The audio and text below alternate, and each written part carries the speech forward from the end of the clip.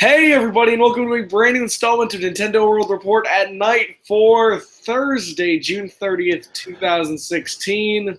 A year full of surprises. I am joined today by one Donald Terrio. Editorially, I have to remain neutral on the last Splatfest ever, but unofficially, I hope Callie whips Marie's ass. Which is which? I haven't played this game in a year. Callie is the on all the art. She's the one on the left, the one with the black hair. That's the better one in your opinion. That's the one I voted for every single time. I don't see myself changing at this point unless they make it so that voting for Callie actually goes to Marie. So I agree with you on this debate, but before I tell you my reason, I'm very interested in your reason, Donald. Well, like I said, Callie has pretty much been my spirit animal for this whole thing. No, but why? Get to the spirit of Donald Terrio. Why is she your spirit animal? Well, she started out as cats and then turned into things like let's put it this way: the only one that I didn't bother doing was the one where she was early bird and I was night owl, and that was last month. She's I would also say of the two girls, she seems more wholesome. Yeah, I'm gonna leave that opinion there, but that's my general opinion on the matter. Yeah, and she also gets the better lines, I think, in the Splatfest conversation. So, is she like 8 or in her 20s? Because I can't tell. I think she's meant to be in her early 20s. That's good. About the age of a Tokyo Mirage Sessions model, but really, she's half squid anyway, so it doesn't really matter. Part of me feels like this won't be the first time I hear Tokyo Mirage Sessions tonight, because today's actually going to be a pretty cool show. There was nothing really to talk about, so I came up with the idea, hey, it's the halfway point in the year. Let's do like a half-year game of the year, top 3 on both of our sides. Our favorite 3 games that have come out in the first 6 months of the year. And then we also have separate lists for games we're looking forward to or want to play. But before that, right now, it is time to talk about the Pokemon news that leaked this morning, and then became officially announced. The Pokemon Company put out a trailer revealing 7 new Pokemon from Sun and Moon. Now, originally, some dude leaked various videos and screenshots and stuff, and then eventually the Pokemon Company in Japan were like, screw it, and then they just put it out. However, very interestingly, the other Pokemon Company branches have not responded in kind. Right. I believe they are scheduled still to run a video tomorrow morning at, I think, 9 Eastern, 6 Pacific, which will probably have the English confirmed names of these Pokemon, because there was a comment on our news story about it that the names are out, but as far as I know, that is just a leak. It is not official as of yet. Also talking about the chat right now, Cherry Goblin says, "What's with Kalafi's hair? LOL." I can answer that very quickly. I wore a hat today, and I got home just before we started the stream, and because it's very hot, I was not able to continue wearing the hat, and when my longish hair messes up, it turns all curly and stuff. Yeah. Well, I had to chase down a Litten that was trying to get out of my apartment earlier, so. Yeah. What do you guys think about the 7 new Pokemons? Asks Adam Valero. We will answer you in just a second. Arona Zero says 2 minutes in. Alex is basically asking if Callie is legal. Fact. Okay. So let's talk about these 7 new Pokemon. I'll actually go through them individually very quickly. Tapu Koko seems like that's one of the spirits of the island. I think so, yeah. Which was one of the guys that was like talked about during the E3 demo. Like, it was talked about briefly. Do we think this is like a trio or a legendary? It could be a trio with like the Big Island being the trio master, I think is the term they like to use for these things. So like they look like heads of totem poles. Yeah, but I'm liking this one already, because one of the few Pokemon that I didn't use in X and Y that was new was Dayden, because although it was Electric Fairy, it was crap. So I'm glad that there's going to be an actual useful Electric Fairy type now. Tapu Koko. Outside of Mr. Mime and Mime Jr., Is this the only Pokemon name that's 2 words? I believe so. Yeah, it's pretty rare as it is. Yeah. I can't really think of any other besides those two. It's in fact, let's actually give ratings to these out of 10. Tapu Koko, I would give a solid 7.3. I'll give him an 8. Like I said, he's if he's like an island head, he's gonna be really good to play with, and he looks kind of cool, and so somewhat unique typing. So I'm Mhm. down for that. Cutie Fly is a very adorable bug type. That one looks like it's going to be rare when you catch that in the wild. I would say top 5 cutest Pokemon. I would give that one an 8 out of 10, Donald. That's the one that's Bug Fairy. Yeah, it's like gold and white. Yeah, I haven't seen enough. I hope it's a little Mr. Badass, but I need some more information on it because all we know that is a Bug Fairy type and knows Fairy Wind, which well, so does everybody else. So I guess a 7 for now, but that's subject to change. I should note that my ratings are purely aesthetic, but Donald, it can be a combo of things for you, obviously. Bruxish, the first of 2 abominations revealed tonight. It looks like a love disc, but it also kind of like says part Sea King cross Evo, but it has a penis coming out of its head, and that one's yeah. I don't like Bruxish one bit, Donald. I'm gonna have to give this one a strong 2. Yeah, again, on the very limited information, I'm kind of worried that the only move they showed it using was Scythe Wave, which is well not a good move. Mm. But it'll be interesting to see how it plays out for me. So I guess 5 for now, but it's obviously again all these ratings are subject to change in 6 months. These are arbitrary as hell. I'm just doing this for fun right now, so we actually have a little structure to talk about. Next up is what looks like the Pikachu stand-in for the generation, and also Sonichu is now canonical. Togedemaru, Oh God. which is oh yeah, bringing up Chris Chan for the first time in a while. It's if anyone ever knows the saga of Chris Chan, Google that at your own risk. It's gotten weirder and more screwed up the more that man stays on this earth. Uh, Togedemaru is the Pikachu stand-in, half Pikachu mouse-looking electric Pokemon, and half hedgehog. I don't know. It kind of had the look like it was trying to do a Ferrothorn thing, which makes sense given that it's also part steel. You think this is going to be the Ferrothorn of the generation? Well, actually, there have only been 2 Ferrothorns, Ferrothorn and Pineco. Pineco.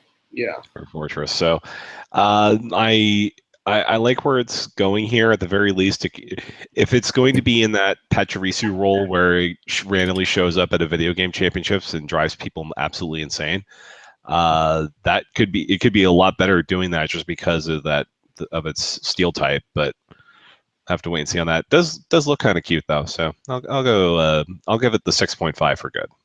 I like 6.5. I'm gonna agree with you on that one, Donald. Then we have this evolutionary disaster. Well, it's like half disaster, half great. We got Charjabug, which I'm going to sound hyperbolic and ridiculous when I say this because there are still plenty of Pokemon to be revealed, but I'm convinced Charjabug might be the worst designed Pokemon ever.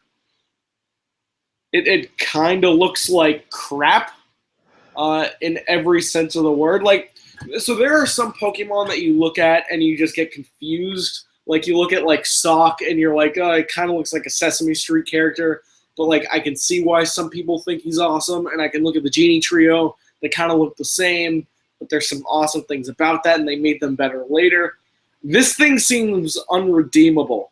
It's a cube that's half bus, half bug, but not in a cool way.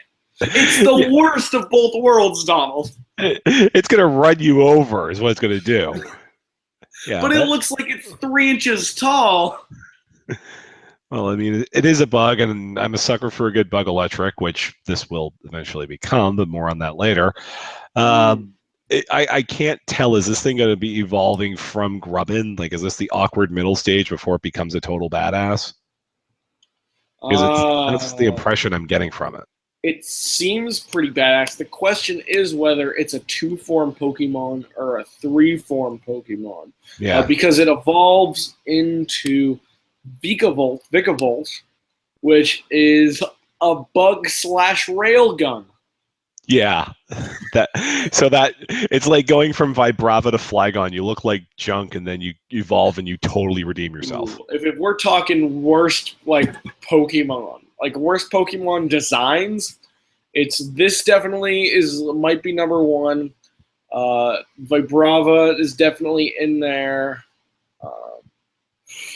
What's the one that Larvitar evolves into that's not Tyranitar? Pupitar? That Pupitar. one's probably in there. Dragonair, I might put in there. Nah, Dragonair would be like 10. Exatu and Natu. And, man. But this one, as far as bug types are concerned, Vikavolt is right up there with Heracross. Like, Yeah. that's a cool motherfucker. Yeah, I mean, it's hard to take the bug seriously, but I don't intend to be in it very long, so I guess I'll say middle of the road 5 here. But Vigavolt 9.5 and probably on my team. I'm gonna probably average out to a 7. Just like, actually, no, I'm not gonna average out to a 7. I'm gonna average out much lower than that. Vikavolt, I will give 7.9. Just short of great. I think this is one of those where we actually have to see how the Pokemon is qualitative-wise. The color scheme, I'm not necessarily totally fond of. And Charger Bug, if I was to be generous, I think a 0. I think that Pokemon is a 0, Donald. Oh, so we're just about at the -5 stars point. Like 4 black stars. Yeah. And then that leaves us with this beautiful bastard, Drampa. I mean, I'm looking at it right now. I mean, it's not the stupidest looking dragon around, but I saw somebody propose this as a Dunsparce evolution. Like, how many drugs did Dunsparce have to do to get to that point? It's dragon normal type, Donald. It's a normal dragon, and this might be the dragon of the generation. Consider that. That will be interesting. It looks like terrible, but terrible in like this weirdly beautiful way, like kind of like Crandally. Like it kind of looked. It reminds me of like a Crandally, a Dunsparce, and a Chinese dragon. Yeah, I guess that's what they're going for. But yeah, this is another one I'm probably going to at least take a spin at raising it. But yeah, that's wow. Imagine if it evolves into something. I'm afraid to ask what it would evolve into. Oh my gosh. Its neck gets longer, but the other body parts stay the same. Dragon Grandpa, I give you a low 10. I give you an anime smiley. It's like, what are you? Just the emoji symbol of this. Yeah. Dragon Grandpa is flawless. Let's see. Lots of make so-and-so great again. Yeah. It's nothing great. else in the chat. Yeah, we have it. Apparently, we have some fans of Talking Yams in the chat tonight. Oh, fact. The other thing I wanted to note is that this game is starting to bother me. Pokemon Sun and Moon. I'm gonna sound mildly negative when I say this, but there are some things that concern me a little bit. The first is that the showing of the E3 demo was very poor. The second was that we're 3 months in, and even though they were doing a decent job of like eking out the Pokemon reveals, in place of revealing features, they dropped 7 Pokemon today. And they dropped like 4 or 5 Pokemon at E3, and they dropped another 4 or 5 before that. So we're up to basically 20 Pokemon reveals, and I get the feeling that this is one of those generations that has like 60, 70 Pokemon again. And, like, that's starting to get a little concerning, Donald. The other thing, Uh, before you respond to me, the very other thing, and you could be proving me wrong, you could say, oh, Cerebi saw this, and now it turns out there's a million Pokemon. But the last thing is that they interviewed the director, and they were like, so X and Y were pretty easy. Like, I think it was this Game Informer interview. They were like, so X and Y is pretty easy. What's the story with Sun and Moon? And they were like, well, as we make more Pokemon games, there are new younger Pokemon fans who enter the fray. So we want to make sure these games are easy enough that anyone can beat the Elite Four and Champion. Which means the X and Y difficulty is like likely staying strong to next generation. Now respond to everything I just said, Donald. Okay, well, the last time I can recall a dump of Pokemon of that magnitude was back in Black and White, which had 156 new Pokemon in it.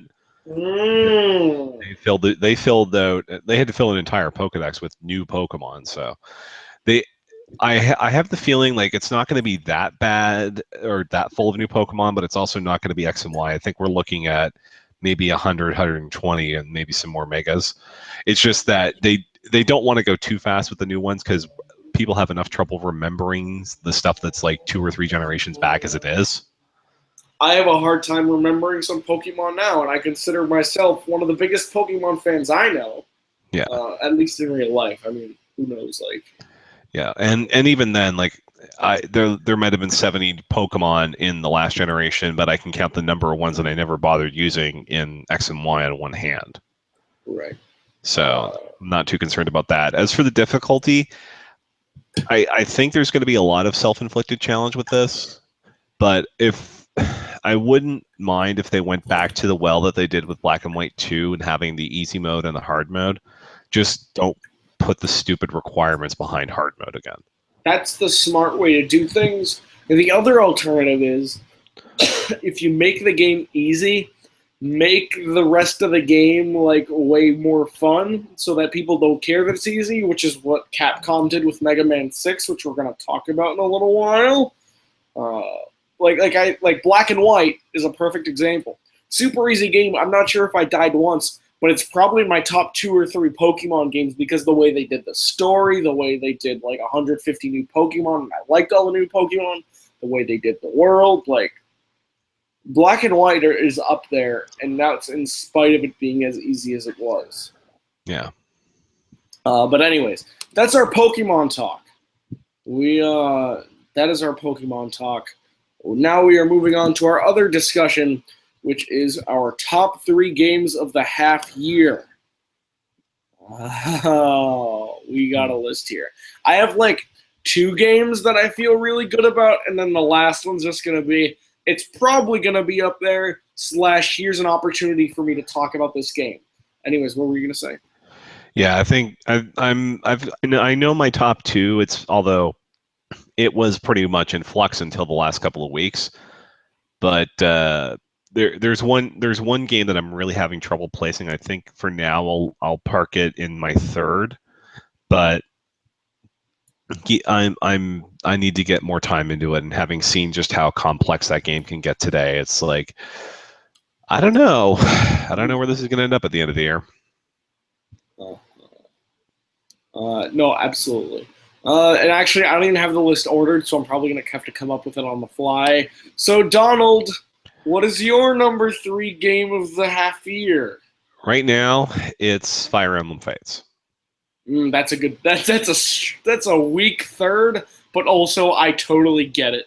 Yeah, it's because I happen to live with somebody who is crazy about the game. So he showed me a spreadsheet today, which basically explains how to get every ability on every person in that game.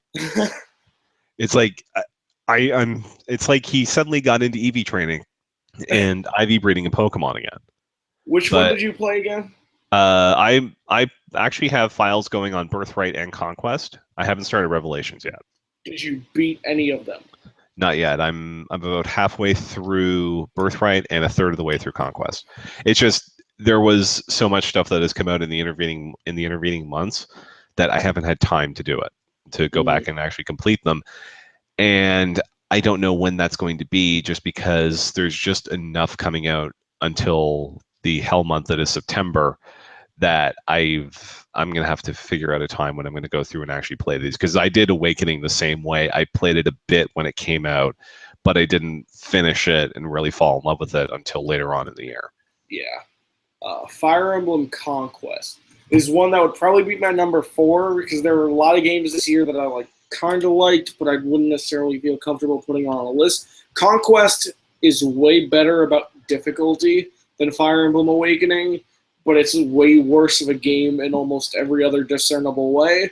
And I hear Fire Emblem Birthright is just way worse of a game than Awakening in like every conceivable way. I mean, it's still Fire Emblem, so it's still probably like really good, but it's the game is clearly weaker, and I would actually not hesitate to include that on the disappointment of the year list of sorts. Yeah, my disappointment of the year so far is actually Zero Time Dilemma, just because I don't want to get into it on here because I'm not sure if you've had a chance to play it yet. I haven't touched it. I'm like sticking away from it for now. It's like 5th on my list of games I need to play. Okay. Yeah. So, well, if you want to hear my thoughts on that, later on tonight, there's going to be a podcast dropping on the NWR Connectivity feed, which is basically myself and friend of the site, Saran McNulty, doing a spoiler cast on Zero Time Dilemma. Do not listen to it unless you have beaten the game. Yeah. And played the other 2 to completion as well, because it is no holds barred spoilers, but it pretty much summarizes a lot of the reasons why I ended up giving that game a 7.5. Okay. You'd call it the weakest of the 3, certainly? Yeah. Okay. Let me ask you this. When it has like its twist, and I don't know if it has a twist, I just assume there is it a shitty twist? Wait. Cover your ears for like 15 seconds if you don't want to hear. Ready, set, Donald, respond within 15 seconds. It's a very lame twist, and it leaves a lot of questions that I had at the end of Virtue's Last Reward still open with no chance of resolution. Oh, that sucks. Okay. Okay. All right, 15 seconds is done. I will say my 3rd best game of the year so far is Monster Hunter Generations, which I am allowed to talk about a little bit because for preview purposes. Like there's 2 different embargoes. One of them just lifted. Okay, yeah, and the demo's out for that now, for everybody. It lifted a few days ago, but I can talk through the 3-star quests, which I'm on the 3-star quests anyways. Monster Hunter Generations is Monster Hunter 4, but think about Black and White 2 and how it was basically a lot of the same game, but it was like different quote-unquote story, like different single-player campaign, some new monsters, some new areas. The old areas kind of happen out of order, like what was originally a post-game area in 4 is now like an early game area in Generations. The difficulty, it's on par.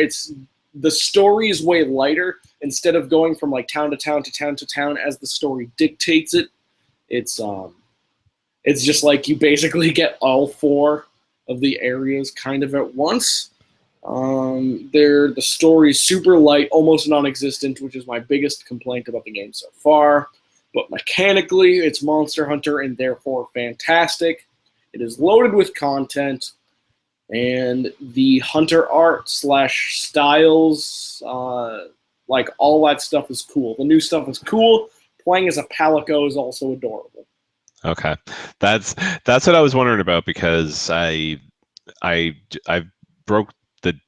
did the first quest of the demo today, and it was a very basic quest. Didn't really do a whole lot, but I think as I get more into it, I'll hopefully be able to play as a Palico and see what that's like, because that's a lot of the reason why I'm really excited for this game. But we'll talk about that later. Sure. Some people have their 3 games of the year. Cherry Goblin says Star Fox Zero, Kirby Planet Robobo, and Rhythm Heaven Megamix are his Game of the Year nominees so far. Riza says 1 Star Fox. Actually, no. We can do this in order. Robobo I have not played, and I might not play. Donald, is that a great game? Actually, that's my number 2. is Okay. Planet Fantastic transition. We will go to that in a second. Rizza says Star Fox 1, Pocket Jockey 2, Kirby Robo 3. Star Fox we're going to talk about a little bit soon. Tell us more about Zero Time. It looks good. Wait for Donald's podcast. I don't want to spoil other people, Rizza, though I appreciate your excitement.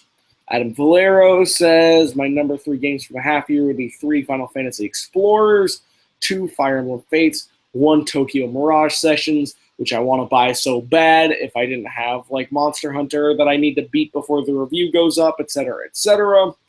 Although we're going to be talking more about Tokyo Mirage Sessions, if not on your end, then I'm going to be talking about it a little later. Anyways. Yeah.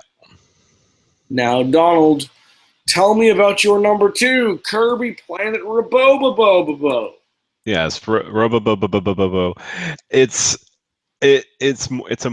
actually way more fun than I thought it was going to be. Like, I was going in expecting Triple Deluxe, which I thought was a pretty good game that year, but didn't blow me away. iGen.com. But yeah, I'm only a couple worlds in, but I'm having a blast with this. Just being in the robot is really cool.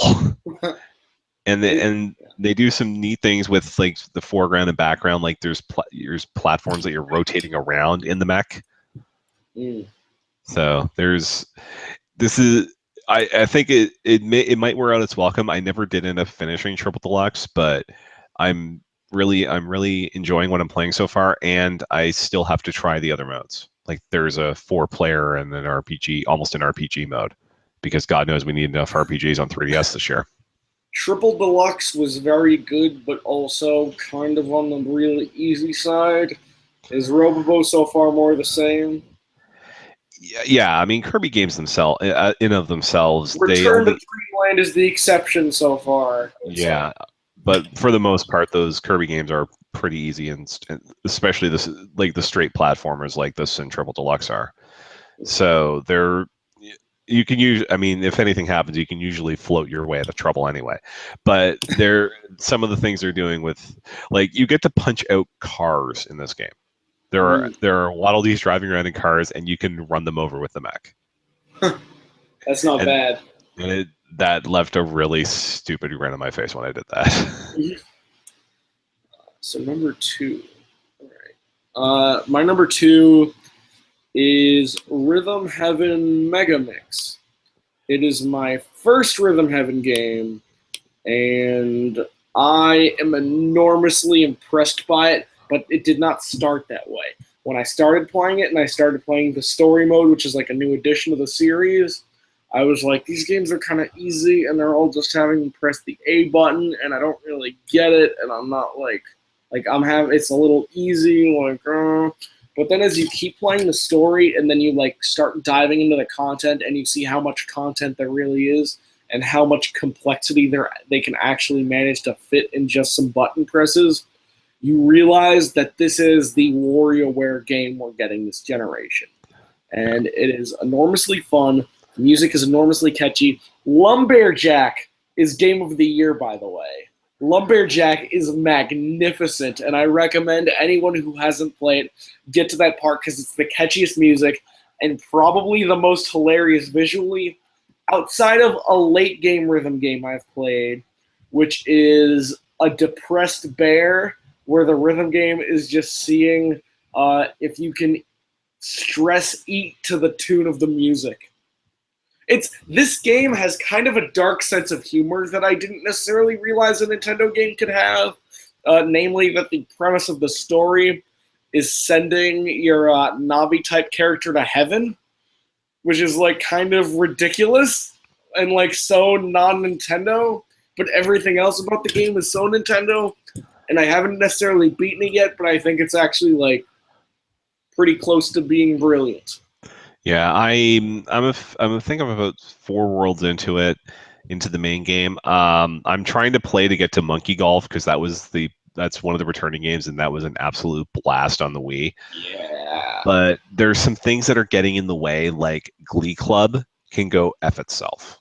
You know, Glee Club is cute. It's like it's a shittier rhythm game, but it's still cute. Like I like the characters. Yeah, it's just it's like the antithesis of everything you're doing in a rhythm game.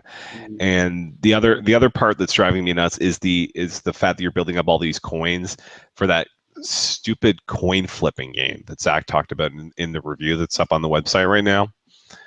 Yeah, that You're not doing it on easy?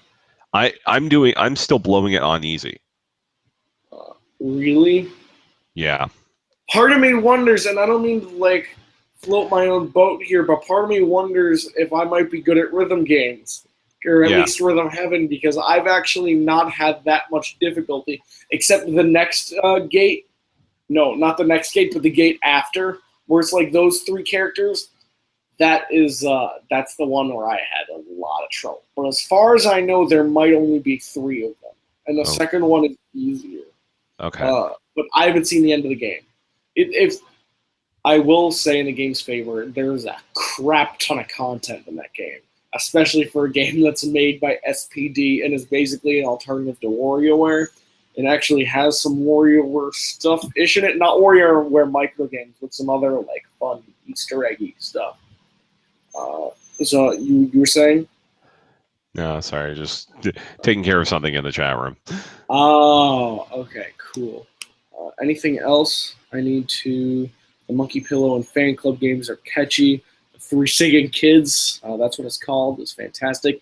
It is a shame Megamix did not get a physical release. TJ's backing me up saying, and yes, the Sad Bear is great too. TJ also says the Gay Cats and Lumberjack are the best.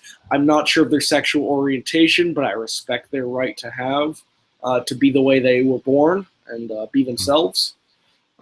It's although I guarantee their sexual orientation is not referred to in the games themselves unless they are. Anyways, Rhythm Heaven is amazing. Mega Mix is fantastic.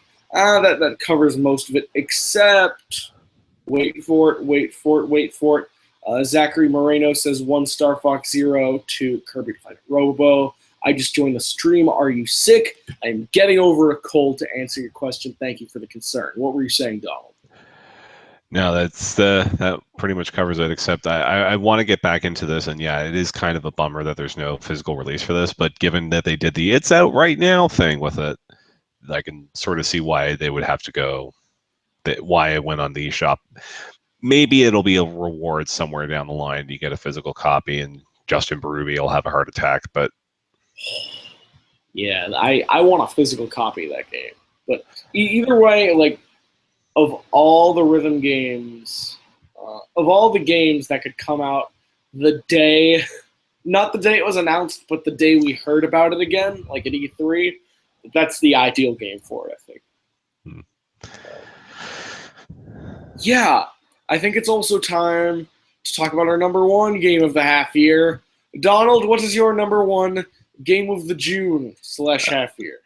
Well, it is actually a June game. It's Tokyo Mirage Sessions. Oh, it's not also a Zero Time Dilemma. That would be a very interesting game of the year list if I know of one person who has ever done most disappointing and given in their even top 5. So, yeah, Tokyo Mirage Sessions. I beat it over the weekend. It is everything I wanted and more.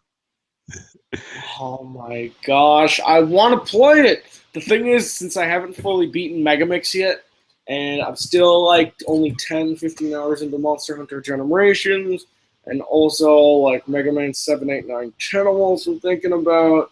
Like it keeps jumping away from me, but I want that game so bad, Donald. Yo, dog, you got like 3 months before the next first party game comes out on Wii U, and you've got 2 months before the next game comes out on Wii U on a disc, so you got plenty of time to get this. First off, like no one's thinking about the Wii U right now. Yeah.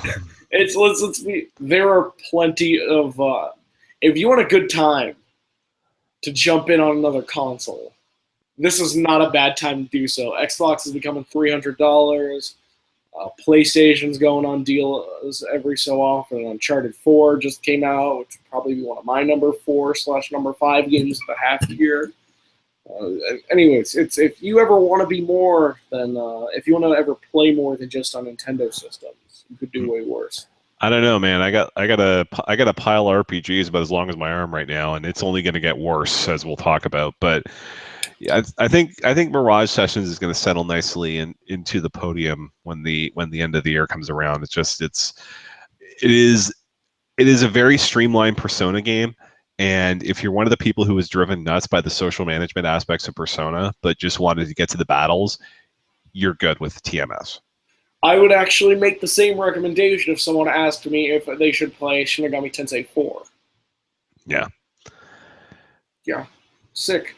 Uh, TMS, that's a game and a half. I recommend reading Donald's review. My number one game of the year so far is the worst thing I could probably ever put on a list like this. And there are like three technicalities I have to jump through in order to justify putting it on this list. But it is the Mega Man Legacy Collection. Yeah, that's as soon as you said that. Which is a collection of Mega Man games where like the main like thing is how well emulated they are. The 6 oldest Mega Man games, not counting any spin-offs that may have come out between 1 through 6. And also, it really only came out on the 3DS in 2016. But I played the 3DS version, so it counts. Mega Man 1 through 6, those are some brilliant games right there. Mega Man 1 is brilliant, especially if you play it first. Mega Man 2 is especially brilliant, probably one of the finest platformers made in the era, if not ever. Mega Man 3 is great, although I would say I would like sooner choose maybe 1 and 2. Mega Man 4 and 5 are forgettable, but a forgettable Mega Man game from that era is still like a 7.5 out of 10. I did save state on those two games like once or twice because those games were kind of pissing me off a little bit. And Mega Man 6 is brilliant in its own way. It seems like if you imagine what like a good AAA game would look like on the NES era, that's what Mega Man 6 is. Where it's super easy, but it's clear that there was an enormous budget put into it, and it's enormously fun and has like some of the best platforming of those games. Mega Man games are incredible. The platforming is incredible. The combat is incredible. It's challenging, but not too outrageously hard. I can't say enough fantastic things about these initial games, and I can tell it only goes downhill from here. Yeah, I mean, I'm assuming you're looking at Mega Man 8 when it's on sale on PSN this week. I already bought it for like $1.17. That's about right. That for Mega Man 8. Man. When they went back to the 8-bit style in Mega Man 9, that was the best thing they could have done for that series because the voice acting talent, I sarcastic quotes around talent that they use in Mega Man 8 drives me up the wall. Great. And Mega Man 7 is that too bad? No, it's not too bad. It's just it didn't get a lot of play just because nobody was really paying attention to the classic series on the Super Nintendo. It was all about the X games. So it doesn't have as much heat, and apparently the final boss in that one is the hardest in the entire series. Oh shit! You're probably gonna have to save state your way through that one. I did it on 4 and 5. Here's how I did it. 1, 2, and 3, I did not save state because I didn't want to. Although I did maybe look up some wikis like once or twice, like especially when there were some weapons that I didn't know how to use them properly, and they were like, "Oh, you can actually charge this," and you didn't think you could.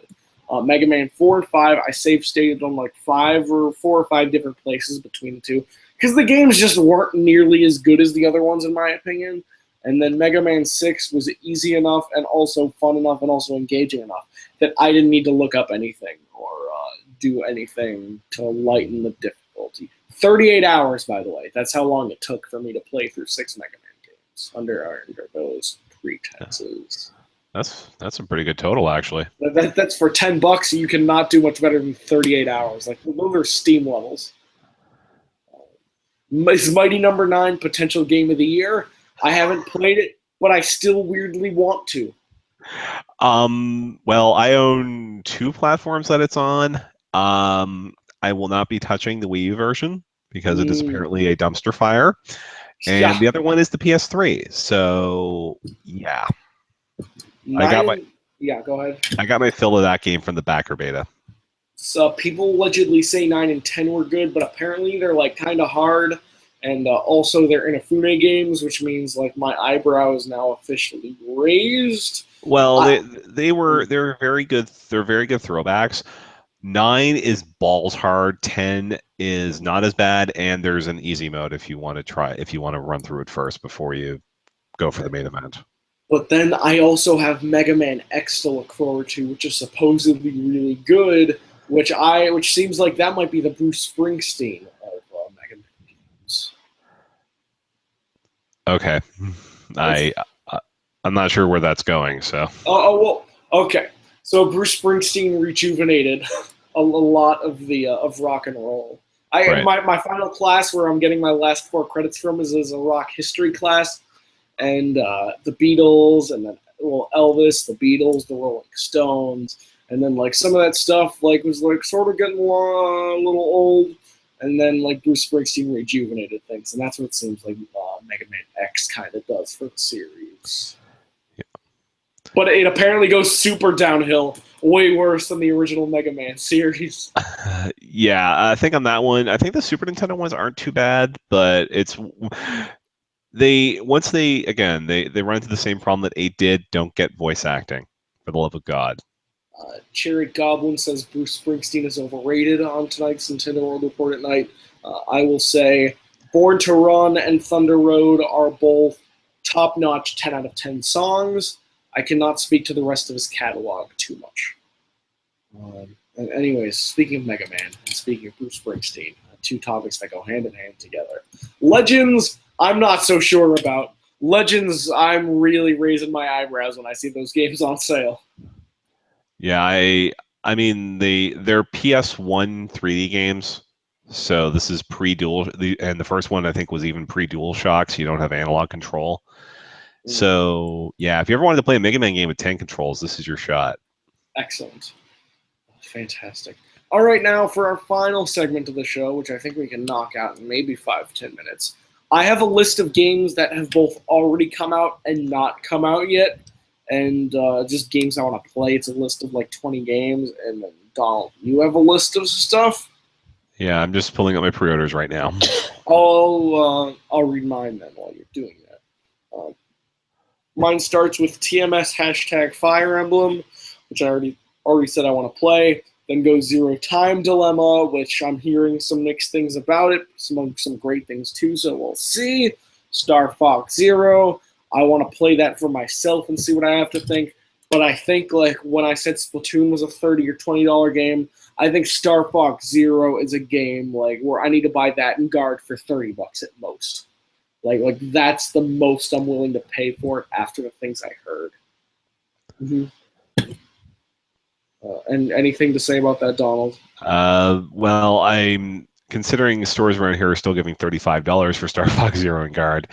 You're probably gonna have to wait a little bit, but if GameFly is still an option, that might be your best shot at this, honestly, because it is even with the controls, it's still a very short game. Okay, cool. All right. Pokemon Sun and Moon, which I'm like, I have my things about it, but it's Pokemon, so what are you gonna do? Doom, I want to play really bad, but it's supposedly only good single player, so I'm looking at like sales. I think that's gonna hit $20 by the end of the year. That's when I want to pay for that. Overwatch seems like a super cool shooter. Also seems like $20 a video game, but also seems like this year's Splatoon in a weird way. That's the impression I'm getting, and it's. I mean, I can see a lot of people maybe jumping Splatoon to Overwatch, depending on because with the Splatfest ending here, I think it's gonna kill. The main thing I played in Splatoon is the Splatfest, so I don't know. Overwatch might be a $20 or $30 thing next year for me when I get a PS4 finally. Sure. Okay. The Witness, which came out in January and came out to enormous critical acclaim and then was somehow immediately forgotten. That game I really want to play. Ace Attorney 6 comes out in September. I'm looking forward to that. I have Cyber Sleuth Digimon, which actually came out this year in the West. I have that on Vita. That was a February game, I believe. Shin Megami Tensei 4 Apocalypse. Enough said about there. Paper Jam ? Where I don't think I want to play the game, but there's part of me that still wants to play it, but I don't think it's going to be that good. Even though Neil said it was pretty good, but I still don't think it's going to be that good. Well, if you want a Paper Mario RPG this year, that just seems to be your best option. What's my best option even look like, though, Donald? I don't know. The other option involves Shy Guys suggestively sticking straws into toads. So, yeah, it involves not a Paper Mario game. It's my best option for a Paper Mario game this year is probably going to end up being that South Park game. And then we got Valkyria Remastered on PS4, which I'm like, kind of interested in because I never played the PS3 game. I bought The Walking Dead Michonne on last week's E3 or PSN sale alongside Steins Gate. I also want to play Stardew Valley, which seems like an awesome PC Animal Crossing game, which is coming to Wii U later this year. EA Sports UFC 2. I liked the first one quite a bit, but I'm also waiting for that to be like $10 or less. Salted Sanctuary seems like a dope Dark Souls-esque game. Ratchet & Clank on PS4 is a really good-looking game. Some people are calling Steven's Sausage Roll a super insane game, but that I've kept in the back of my head, but I haven't played that yet. No Man's Sky, haven't forgotten about you. There's the Attack on Titan game coming out in August. There's Hatsune Miku Project Diva X. There's The Last Guardian. Titanfall 2 looks like it has actually kind of a crazy story mode. And then Picross 3D 2 ? hopefully that comes out in the West. Hopefully that comes out in the West this year, Donald. Yeah. Yeah, so my list, the header of it is the 2016 Game of the Year Metroid Prime Federation Force, which, I don't know how much of that is spite and how much of that is I trust Next Level to make something that's really good, even if it's somewhat divisive. Fair. Let's see, on Nintendo, keeping it to Nintendo here, I've been messing around with the demo for Seventh Dragon, Code VFD. I'm hearing some pretty good things about that. I expected an entry in Odyssey, but it's more of a traditional RPG, and okay, I'm cool with that. I got Monster Hunter, SMT4 Apocalypse, which is more SMT4, which sounds like a good way to beat my head against the wall for 80 hours. And Pokemon, I might bite the bullet and see if I can get Color Splash for a review, because I never played Sticker Star, so I have no frame of reference for what that game did, and I want to see it for myself. But the local retailers are charging $90 for it right now, so if I can get that in for review, that's probably an ideal situation. Doesn't that come out at the same time as Pokemon, which you're also trying to get a review for? No, that comes out October 7th. So there's about a month and a half there. And I also have pre-ordered, but subject to probable cancellation, Yokai Watch 2 and Sonic Boom: A Song of Ice and Fire and Knuckles. And that's on. Why Ice and Fire and Knuckles? The 3DS version of Sonic Boom was interesting enough, and I got a deal enough that the improvements that this new game is offering seems like it might be worth taking a flyer on. Plus, I want to show my support for the developer, Sanzara. They did Sly Cooper 4. That was a really good game.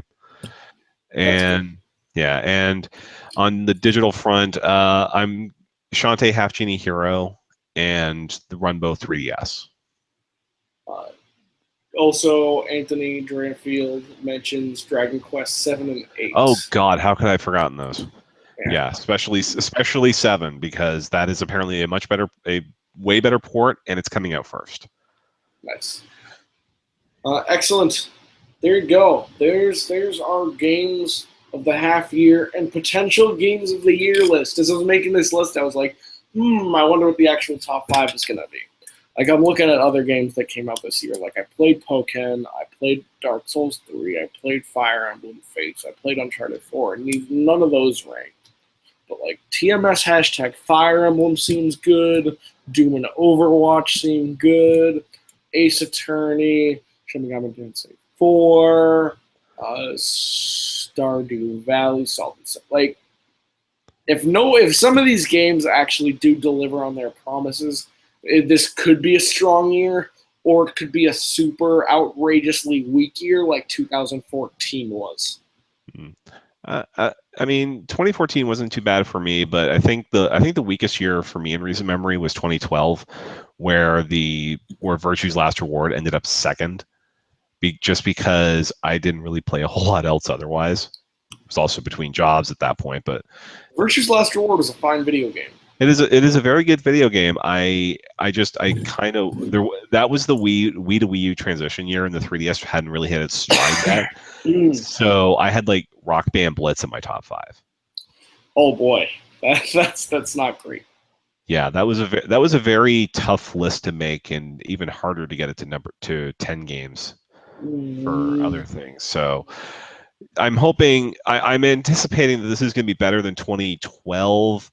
Whether it's going to top last year or even 2014 for me, because I had a blast with Bayonetta 2. Who knows? But we'll just have to wait for all the games to come out, and I'll probably be declaring bankruptcy sometime after September anyway. Fact. Finally, Rorona Zero says, none of you guys want to play Final Fantasy 15. That's kind of surprising. Well, Donald, you don't have a platform to play it on, first off. Exactly. And in my case, I'm looking at Final Fantasy 15, and my opinions on that game might change every single day. there are some things I see, and I'm like, wow, this could be like the game of the forever. And then I look at other game times, and I'm like, this could be the disaster of the forever. Yeah, that did not have a good showing at E3, let's put it that way. But it also had like a good showing depending on which video demo you saw. Yeah, like it sounded like there was some stuff there. Like someone has a lot of confidence in that game, and it doesn't feel like that super misguided Final Fantasy 13 confidence. So there's this part of me that's like, I'm gonna give them a little bit of the benefit of the doubt, but I'm gonna wait for reviews before spending my own money. I think a lot, it's going to end up that a lot of people are going to wish it got delayed at E3. Really? Yeah, I am. Well, I'm thinking it'll be a sales success, but that's because Square Enix basically bought Los Angeles during E3 week to promote it. So it was everywhere from what we heard from people on the ground there. Apparently, the future of Final Fantasy in some way depends on this game. So let's hope someone buys it, and let's hope it's good. Let's hope it deserves to be bought. Yeah, I want it to be good. I'm afraid to see I'm just afraid of it at this point. Ellen Hamilton asks, "Do these guys represent Nintendo?" TJ responds correctly, "No, they do not. This is Nintendo World Report at Night, which is our news. Well, not really news show, but it's our show. We let a little loose and don't necessarily talk exclusively about Nintendo games. We talked about Star Wars on one of our episodes. This is just us hanging out and having a good time. Also, as far as Nintendo news shows go, this is also probably one of the least not Nintendo focused, but one of the least forced Nintendo exclusive podcasts. Like, all of us have some not Nintendo first party affiliation in our own life. Like, I like playing some Sony stuff. Donald, you have a Vita. Neil has like every console, I'm pretty sure. Like, we like video games. It's just we love Nintendo. Yeah, we love Nintendo. We love talking about Nintendo, but we're also not afraid to say when Nintendo is screwing up. They screw up a lot sometimes. Yeah. That's our show. Thank you, everyone, for watching. Go ahead. One thing to plug as well, aside from the spoiler cast going up here, we are on Patreon, patreon.com/NWR. If you are a patron as of midnight tonight, you have a chance to win a Tokyo Mirage Sessions limited edition. Ooh. It is currently sitting somewhere in a northeastern U.S. state, waiting to be shipped out to one lucky winner. If you want to have a shot to be that winner, patreon.com/NWR. Thank you, TJ. I hope I didn't sound too aggressively sick. It's my voice sounded worse a couple days ago. Anyways, yes, patreon.com/NWR. Get a chance to win that TMS Collector's Edition. What's cool about that is that there's actually, well, there's not like thousands of patrons, which means that even if the chances are like still contest odds, it's way more feasible to win this contest than a lot of other contests. So like you actually have a decent shot. Yeah. And it's a great game. The limited edition's cool. Comes with free DLC. I just wish it was a full soundtrack CD. Like I want that. I want Nintendo to put that on iTunes so bad it's not funny. Word. Donald can be found on Twitter at DonaldMick and at NFR Podcast. Yeah, yep. his other show, the cousin show of our show, I would basically call it. And I can be found on Twitter at CULAFIA. Have a good night, everybody. Bye-bye.